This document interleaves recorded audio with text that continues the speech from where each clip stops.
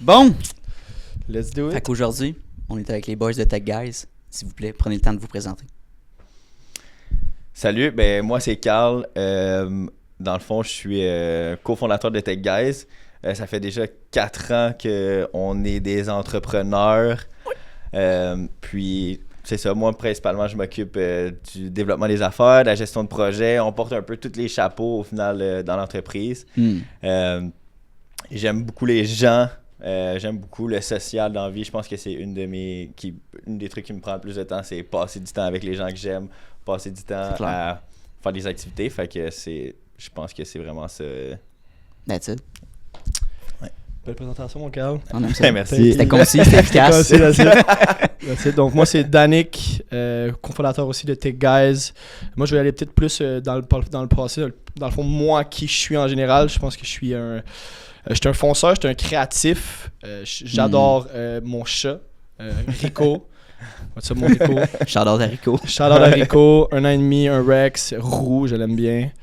Sinon, je suis un sportif, j'adore le sport, on s'entraîne. Actually, on a commencé le business, ça fait 4 ans, comme il a dit, puis depuis ce moment-là, on s'entraîne ensemble. Fait que on fait pas mal tout ensemble. Comme il a dit, on est des gars on est des bro guys, des bromance, on fait pas mal tout. On sort ensemble, actually, là, genre, je les amène à mon souper de Noël avec mes parents. Là, genre. Ok, nice. Ouais, genre, mettons, en fin de semaine, il y a notre autre partner, Philippe, on est allé en fin de semaine chez ma mère, puis elle connaît bien, puis c'est comme ça. C'est rendu sa mère, actually. Shout-out maman aussi. Shout-out à la mère à Danick. Let's go. Mais ouais, sinon, c'est ça. Niveau plus Tech Guys, comme que Carl fait, moi, je fais du développement des affaires aussi. Puis on porte tous les chapeaux pas possibles, honnêtement, à l'infini et plus loin encore. En ce moment, on est en processus j'ai un problème, moi, de déléguer. C'est peut-être un problème qui fait écho à tout le monde. Puis là, en ce moment, je suis en processus de vouloir déléguer tout au complet. Je sais pas qu'est-ce qui est arrivé dans mon processus mental pour vouloir tout faire jusqu'à... Maintenant, en ce moment, j'arrête pas de le dire aux boys, je veux plus rien faire. Mon objectif dans l'entreprise, c'est de ne plus rien faire, actually, puis de déléguer à tout le monde. Fait que je pense que c'est un bon objectif à avoir. L'objectif, c'est aller dans les Bahamas, d'avoir une entreprise qui roule. Mais tu sais, le classique genre laptop on the beach avec ton pina colada. Tu sais, c'est pas si farfelu que ça si vraiment tu as un plan assez concret puis tu te dis OK, j'ai plusieurs tâches que je suis capable de déléguer, puis j'ai le budget pour ça, puis tu as des personnes de confiance. Oui, absolument. La personne de confiance est clairement un point essentiel. C'est que dans les débuts de l'entrepreneuriat, quand tu commences, tu veux tellement tout faire, tu veux tout toucher, tu veux te sentir aussi valorisé au travers d'une équipe. Donc, j'apporte quelque chose, je suis capable de faire cette tâche-là, je suis polyvalent. Puis là, tu veux vraiment toucher à tout pour un peu te prouver à un certain point. Ouais. Puis une fois que, là, t'en as trop sur tes épaules, là, t'es un peu, c'est comme à l'inverse, tu commences à être un peu, pas nécessairement tanné, mais tu te dis, hey, je peux pas accomplir tout ça, tu sais. Tu disais que tu pouvais faire tout ça, puis là, à un certain point, t'en as trop, donc tu peux plus vraiment faire tout ça. T'es obligé de, t'entraîner, puis te discipliner à déléguer, puis à faire confiance aux autres, puis à choisir aussi, à comprendre aussi les forces de chacun pour pouvoir dire, OK, si je te donne ça, je sais que tu vas bien le faire, puis au moins je te fais confiance pour que tu puisses toi aussi faire tes erreurs, te planter, puis ensuite être habitué, puis devenir bon dans quelque chose, mais faut vraiment voir c'est quoi les forces de chacun. Là. Je trouve ça drôle, je trouve ça drôle, mais je vais faire du pouce à ce que tu as dit, ça m'a fait vraiment penser à une corrélation peut-être qu'il y a à avoir là-dedans, c'est au début on veut se sentir valorisé, on s'entend que lorsque tu pars une entreprise, tout le monde passe par le syndrome de l'imposteur, tout le monde a ce syndrome-là de OK, est-ce que je suis vraiment la personne qui est bonne pour faire ça, il y a d'autres personnes, puis là, ça c'est un autre point qu'on parlera au niveau de la comparaison plus tard, là. Mais syndrome d'imposteur, il y a peut-être une corrélation avec se sentir valorisé parce que on sentait qu'on est dans un milieu où est-ce que c'était nouveau pour nous. Moi, j'ai un background plus en comptabilité. Puis là, je m'occupais de la comptabilité dans l'entreprise d'un début, mais ensuite de ça, c'est comme la vente, la technologie, conseiller les gens, etc. Fait que là, on dirait que tu veux tout toucher parce que tu es comme un genre de stress. Un autre point aussi, anxiété de performance qui peut rentrer en jeu là-dedans. Fait que corrélation peut-être au niveau de vouloir se sentir valorisé et syndrome de l'imposteur. Avec moi maintenant, je pense que je suis je me sens bon puis à ma place où est-ce que je suis avec l'expérience qu'on a pris.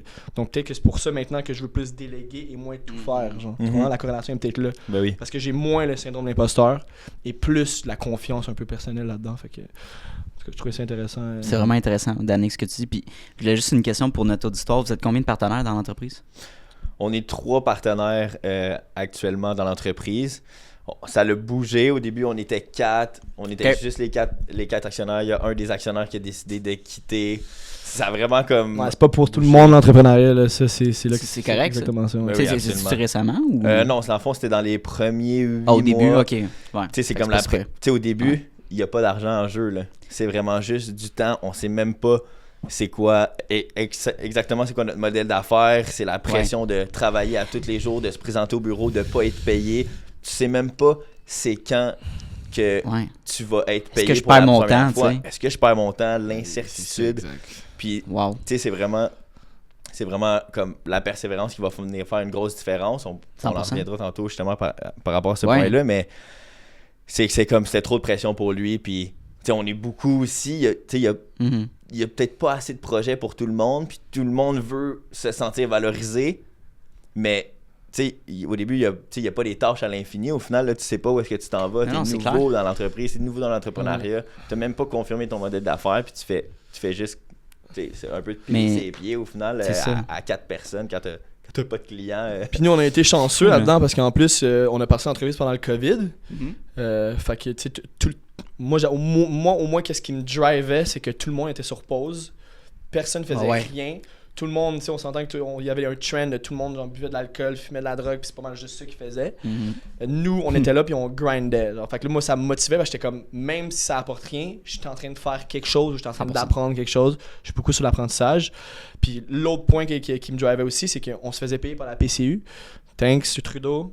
Shout out to you. Dans le fond, on avait la PCU qu'on avait parce qu'on n'avait pas d'emploi. Actually, tout était sur pause, mais on était en train de grind pour une entreprise qui était non existante en ce moment. Fait qu'il y avait cette motivation-là quand même. Au moins, on avait une source de revenus. Je sais pas les autres personnes qui n'ont pas d'une source de revenus qui rentrent et qui vont se passer en business à temps plein, comment ils font. Nous, dans notre parcours, on a au moins eu ça qui nous a aidé à subvenir un peu à nos besoins primaires, mais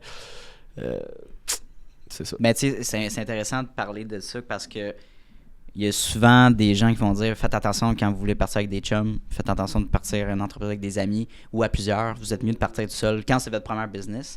Ben, tu sais, en fait, la preuve c'est que ça a fonctionné pour vous, fait que tant mieux, mais tu sais, je pense que ce qui peut être comme démotivant au début ou tu sais pendant la première année, c'est qu'au début tu as un hype de partir d'une entreprise, let's go les boys, on grind puis on va faire de l'argent. OK, là ça fait 3-4 mois qu'il n'y a pas d'argent qui rentre, là, OK, j'étudie, je suis étudiant ou je travaille à temps partiel, tu sais j'ai d'autres choses à faire, là tu mets moins de temps parce que tu sais pas concret l'argent qui est reçu. Puis les gens qui peut-être qui croient moins au projet vont quitter en premier. Fait que ça se peut là, c'est absolument là, c'est tu parlais de partir avec ses amis. On s'est toujours fait déconseiller de faire ça. Tout le monde, c'est sûr. Tout le monde, ça, c'est le discours qui vraiment, chaque entrepreneur va dire, ou mettons, les plus anciens qui disent, tu devrais pas faire ça. Mais je pense que dans notre cas, ça a été vraiment une force parce que tu as un attachement émotionnel supplémentaire à c'est mes amis, je veux pas perdre ça, je veux qu'on réussisse ensemble. Puis on comprend vraiment le risque que ça peut avoir de perdre des amis parce qu'on a eu des frictions, là, c'est certain. C'est tellement difficile, c'est tellement intense émotionnellement que comme c'est pas toujours facile de gérer ses émotions. Mais en tout cas, nous autres, je pense que ça nous a vraiment tenu à, dans les moments les plus difficiles, vouloir rester là-dedans puis pas vouloir quitter parce que c'est nos amis, c'est plus que ça, c'est une famille. Là, ça a vraiment développé, je pense, un lien entre les actionnaires très, très, très fort. On est c'est une relation unique. On est des amis, on est des frères, on est des actionnaires, on est des partenaires, on est partenaires de gym, on partage une vie commune, puis un but commun, une vision commune qui fait vraiment en sorte que dans les moments comme très, très down, c'est... Moi, je pense, prenez le risque de l'essayer. Tu sais, par exemple, petite parenthèse, il y a 1 an de ça, j'ai engagé mon ami pour être monteur vidéo. Puis il voulait essayer d'autres choses dans la vie. Puis je dis, ben écoute, j'ai une opportunité, j'ai besoin de cette aide-là pour un certain contrat. Finalement, ça tombait à l'eau. Ben finalement, il a travaillé pour moi pendant un mois. Le contrat était sur 3 mois. Puis après un mois, il a arrêté. Fait que j'ai dû reprendre sa job. Mais j'ai dit, il s'appelle Hugo. J'ai dit, Hugo, honnêtement, notre amitié va pas être. Ça va pas être un frein à notre amitié. Oui, j'ai peut-être perdu de l'argent immédiatement, mais c'est pas grave. Je veux dire, je sépare l'argent et notre amitié. Ça fait trop longtemps qu'on se connaît. Ça serait cave que je dise, ben fuck you, si tu me dois de l'argent. Tu sais, il faut être capable de séparer ça, je crois, que c'est important. Parce que la famille, les amis, c'est important. Puis si vous voulez créer des projets communs, c'est ça.